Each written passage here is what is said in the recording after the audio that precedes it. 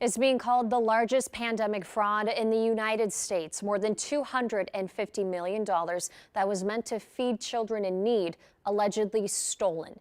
Now, 70 people have been charged. Almost 2 years after the prosecutors announced the first charges, the first major trial in the Feeding Our Future case is set to begin tomorrow. Lou Burgos breaks down details and refreshes us on the case. The first 7 defendants in this massive case are standing trial together, and their portion of the alleged scam is centered in Shakopee. At a strip mall just off the main drag in Shakopee, where Empire Cuisine and Market used to be located, Abdi Aziz Farah and Mohammed Ismail claimed to serve millions of meals to Minnesota kids in 2020 and 2021. This portion of the alleged Feeding Our Future scheme involved $30 million in federal funds for which they weren't entitled, money laundering, extravagant purchases, and the help of 6 other defendants, according to federal prosecutors.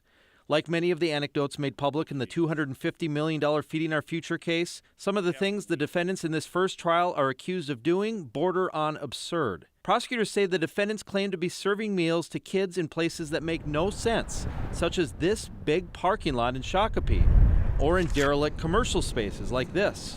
According to court documents, the defendants created sham meal count sheets and phony attendance rosters with children names such as Man Sincere, Ron Donald, or even John Doe, names the Shakopee School District is expected to testify don't exist in their schools.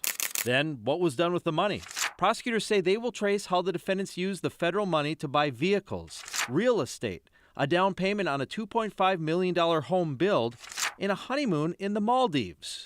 The 2 main defendants were also charged with passport fraud, and Ismail pleaded guilty to that. But as to the alleged meal fraud, attorneys for the defendants say they did not knowingly defraud the government.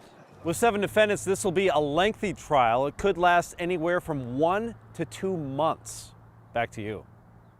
So far, 18 of the 70 defendants, mostly minor players, have pleaded guilty. Legal experts tell KARE 11 News that many of the remaining defendants are likely waiting to see how this trial turns out before deciding whether to plead.